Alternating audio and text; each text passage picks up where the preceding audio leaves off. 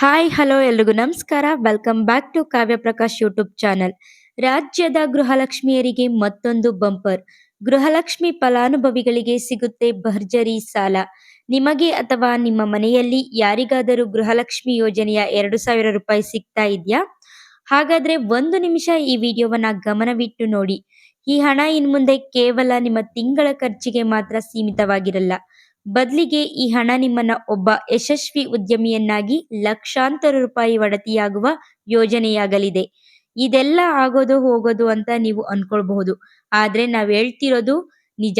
ಗೃಹಲಕ್ಷ್ಮಿ ಯೋಜನೆಯ ಫಲಾನುಭವಿಗಳಿಗಾಗಿ ರಾಜ್ಯದಲ್ಲಿ ಶ್ರೀ ಶಕ್ತಿ ಸಂಘಗಳ ಮಾದರಿಯಲ್ಲಿ ಗೃಹಲಕ್ಷ್ಮಿ ಸಂಘಗಳು ಅಸ್ತಿತ್ವಕ್ಕೆ ಬರಲಿದೆ.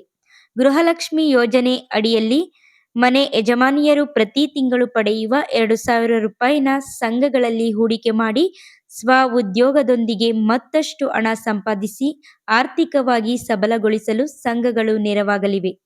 ಹಾಗಾದ್ರೆ ಇದು ಯಾವುದು ಯೋಜನೆ? ಯಾವಾಗ ಶುರು ಅನ್ನೋದನ್ನ ಈ ವಿಡಿಯೋದಲ್ಲಿ ತಿಳಿಸ್ಕೊಡ್ತಾ ಹೋಗ್ತೀನಿ. ಬನ್ನಿ, ಅದಕ್ಕೂ ಮುಂಚೆ ಯಾರೆಲ್ಲ ನನ್ನ ವಿಡಿಯೋನ ಸಬ್ಸ್ಕ್ರೈಬ್ ಮಾಡದೆ ನೋಡ್ತಿದ್ದೀರೋ ದಯವಿಟ್ಟು ಸಬ್ಸ್ಕ್ರೈಬ್ ಮಾಡಿ ನೋಡಿ ಅಂತ ಹೇಳ್ತಾ ವಿಡಿಯೋನ ಸ್ಟಾರ್ಟ್ ಮಾಡೋಣ. ಬನ್ನಿ ಗೈಸ್. ಹೌದು ವೀಕ್ಷಕರೇ, ರಾಜ್ಯ ಸರ್ಕಾರದ ಮಹತ್ವಾಕಾಂಕ್ಷೆ ಯೋಜನೆಯಾದ ಗೃಹಲಕ್ಷ್ಮಿ ಯೋಜನೆಯನ್ನ ಒಂದು ಹೆಜ್ಜೆ ಮುಂದಕ್ಕೆ ಒಯ್ಯಲು ರಾಜ್ಯ ಮಹಿಳಾ ಮತ್ತು ಮಕ್ಕಳ ಕಲ್ಯಾಣ ಇಲಾಖೆ ಮುಂದಾಗಿದೆ. ಗೃಹಲಕ್ಷ್ಮಿ ಯೋಜನೆಯ ಫಲಾನುಭವಿಗಳಿಗಾಗಿ ಗೃಹಲಕ್ಷ್ಮಿ ಸಂಘಗಳನ್ನ ರಚಿಸಲು ಸರ್ಕಾರ ಮುಂದಾಗಿದೆ. 4ರಿಂದ 10 ಮಂದಿಗೆ ಒಂದು ಸಂಘ ರಚಿಸಲು ಉದ್ದೇಶಿಸಲಾಗಿದೆ. ಸಂಘಗಳ ಸದಸ್ಯರು ತಮಗೆ ಬರುವ 2,000 ರೂಪಾಯಿಗಳನ್ನ ಬ್ಯಾಂಕ್ನಲ್ಲಿ ಕಟ್ಟಿದರೆ ಅಷ್ಟು ಜನರ ಹಣ ಅಂದ್ರೆ 4ರ ವಾರ್ಷಿಕ ಆದಾಯವಾದರೆ ಹಣ ಆದ್ರೆ 96,000, 10 ಜನರ ವಾರ್ಷಿಕ ಹಣವಾದ್ರೆ 2,40,000, ಜೊತೆಗೆ ಬ್ಯಾಂಕ್ನಿಂದ 3ರಿಂದ 5 ಲಕ್ಷ ರೂಪಾಯಿಯವರೆಗೆ ಗುಂಪಿಗೆ ಸಾಲ ಸೌಲಭ್ಯ ಸಿಗಲಿದೆ. ಈ ಹಣವನ್ನ ಬಳಸಿಕೊಂಡು ಗೃಹಲಕ್ಷ್ಮಿಯರು ಕೃಷಿ ಯಂತ್ರೋಪಕರಣಗಳನ್ನು ಖರೀದಿಸಬಹುದು ಅಥವಾ ನಿಮ್ಮ ಉದ್ಯೋಗಕ್ಕೆ ಮತ್ತು ನಿಮ್ಮ ಖಾಸಗಿ ವಿಚಾರಗಳಿಗೆ ಉಪಯೋಗಿಸಿಕೊಳ್ಳಬಹುದು. ಗೃಹಲಕ್ಷ್ಮಿ ಸಂಘಗಳಿಗೆ ಸಾಲ ನೀಡಲು ಒಪ್ಪಂದ. ದಾಖಲೆಗಳಿಲ್ಲದೆ ಭಾರಿ ಪ್ರಮಾಣದ ಸಾಲ ಸಿಗುತ್ತೆ. ಗೃಹಲಕ್ಷ್ಮಿ ಸಂಘಗಳಿಗೆ ಸಾಲದ ನೆರವು ನೀಡಲು ಅನುಕೂಲವಾಗುವಂತೆ ನವಾರ್ಡ್ ಗ್ರಾಮೀಣ ವಿಕಾಸ ಬ್ಯಾಂಕ್ ಮತ್ತು ಅಪೆಕ್ಸ್ ಬ್ಯಾಂಕ್ಗಳ ಜೊತೆಗೆ ಒಪ್ಪಂದ ಮಾಡಿಕೊಳ್ಳಲು ಮಾತುಕತೆ ನಡೆಸಲಾಗಿದೆ. ಕಡಿಮೆ ಬಡ್ಡಿ ದರದಲ್ಲಿ ಸಾಲ ಸೌಲಭ್ಯ ಒದಗಿಸುವ ಸಂಬಂಧ ಬ್ಯಾಂಕ್ಗಳ ಜೊತೆಗೆ ಚರ್ಚೆ ನಡೀತಿದೆ ಅಂತ ಮಹಿಳಾ ಮತ್ತು ಮಕ್ಕಳ ಕಲ್ಯಾಣ ಇಲಾಖೆ ಪ್ರಧಾನ ಕಾರ್ಯದರ್ಶಿಯಾದಂತಹ ಡಾಕ್ಟರ್ ಶಮಲಾ ಹೆಕ್ಪಾಲ್ ರವರು ಹೇಳಿದ್ದಾರೆ. ಈಗ ಯಾಕೆ ಈ ಯೋಜನೆ ಎಂಬುದನ್ನು ಗಮನಿಸಿದ್ರೆ, ಇಲಾಖೆ ಮಹಿಳೆಯರು ಮತ್ತು ಮಕ್ಕಳ ಅಭಿವೃದ್ಧಿ ಸಚಿವಾಲಯವು 1975ರ ಅಕ್ಟೋಬರ್ 2ಕ್ಕೆ ಪ್ರತ್ಯೇಕವಾಗಿ ಸ್ಥಾಪನೆಗೊಂಡಿತು. ಇದು ಮೊದಲು ಸಮಾಜ ಕಲ್ಯಾಣ ಇಲಾಖೆಯ ಒಂದು ಭಾಗವಾಗಿತ್ತು. ಹೀಗಾಗಿ ಮಹಿಳಾ ಇಲಾಖೆ ಪ್ರತ್ಯೇಕಗೊಂಡು 50 ವರ್ಷಗಳು ಪೂರೈಸಿದೆ. ಇದೇ ವೇಳೆ ಅಂಗನವಾಡಿಗಳು ಕೂಡ ಆರಂಭವಾಗಿದ್ದು, ಸುವರ್ಣ ಸಂಭ್ರಮದ ಹಿನ್ನೆಲೆಯಲ್ಲಿ ಮಹಿಳೆಯರನ್ನ ಆರ್ಥಿಕವಾಗಿ ಸಬಲಗೊಳಿಸಲು ಇಂತಹದೊಂದು ದೊಡ್ಡ ಮಹತ್ವದ ಯೋಜನೆಯನ್ನ ರೂಪಿಸಲಾಗ್ತಿದೆ. ಹೇಗಿರುತ್ತೆ ಈ ಪ್ರಕ್ರಿಯೆ ಎಂಬುದನ್ನ ಗಮನಿಸಿದ್ರೆ, ಓರ್ವ ಗೃಹಲಕ್ಷ್ಮಿ ಯೋಜನೆಯ ಫಲಾನುಭವಿಯು ತಮ್ಮ ನೆರೆಹೊರೆಯಲ್ಲಿರುವ 10 ಮಂದಿಯನ್ನು ಸೇರಿಸಿಕೊಂಡು ಒಂದು ಸಂಘ ಮಾಡಿಕೊಳ್ಳಬಹುದು. ಇಲಾಖೆ ಅದನ್ನ ನೋಂದಾಯಿತ ಸಂಸ್ಥೆಯಾಗಿಸುತ್ತದೆ.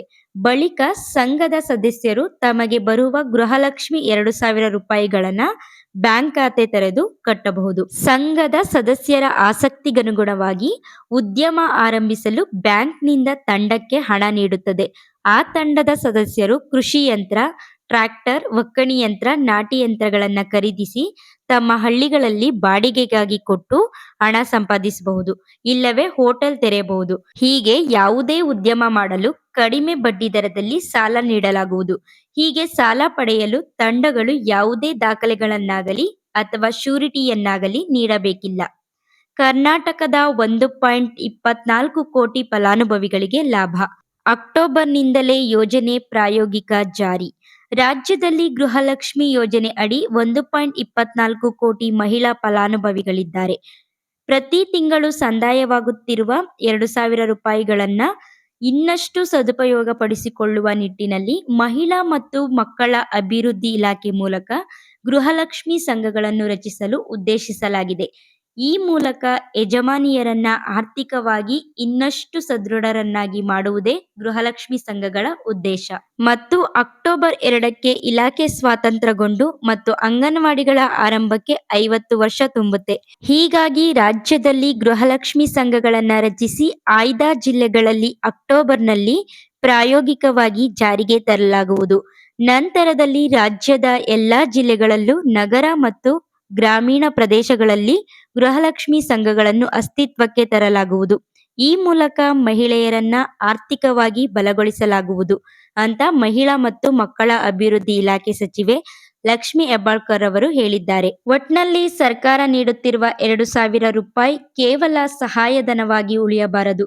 ಅದು ಮಹಿಳೆಯರ ಸ್ವಾವಲಂಬನೆಯ ಮೊದಲ ಮೆಟ್ಟಿಲಾಗಬೇಕು ಎನ್ನುವುದೇ ಗೃಹಲಕ್ಷ್ಮಿ ಸಂಘದ ಇಂದಿರುವ ದೊಡ್ಡ ಕನಸು. ರಾಜ್ಯದ 1.24 ಕೋಟಿ ಗೃಹಲಕ್ಷ್ಮಿಯರು ಇನ್ನು ಕೇವಲ ಫಲಾನುಭವಿಗಳಾಗಿ ಉಳಿಯದೆ ಯಶಸ್ವಿ ಉದ್ಯಮಿಗಳಾಗಿ ಹೊರಹೊಮ್ಮುವ ಕಾಲ ಬಂದಿದೆ. ನಿಮ್ಮ ಕೈಗೆ ಬರುವ ಹಣವನ್ನ ಸರಿಯಾಗಿ ಸಂಘಟಿಸಿ ಸರ್ಕಾರದ ನೆರವಿನೊಂದಿಗೆ ಒಂದುಗೂಡಿದ್ರೆ ಆರ್ಥಿಕ ಸ್ವಾತಂತ್ರ್ಯ ನಿಮ್ಮ ಕೈಯಲ್ಲೇ ಇದೆ ಅಂತ ಹೇಳ್ತಾ, ತಮ್ಮೆಲ್ರಿಗೂ ಈ ವಿಡಿಯೋ ಇಷ್ಟ ಆಗಿದ್ರೆ ಪ್ಲೀಸ್ ಒಂದು ಲೈಕ್, ಶೇರ್, ಕಮೆಂಟ್ ಮಾಡಿ, ಹಾಗೆ ಮರಿದೆ ಸಬ್ಸ್ಕ್ರೈಬ್ ಮಾಡಿ ಅಂತ ಹೇಳ್ತಾ ಮತ್ತೆ ಸಿಗ್ತೀನಿ ಹೊಸ ಅಪ್ಡೇಟ್ನೊಂದಿಗೆ. ಅಲ್ಲಿವರೆಗೂ ಎಲ್ರಿಗೂ ಧನ್ಯವಾದಗಳು.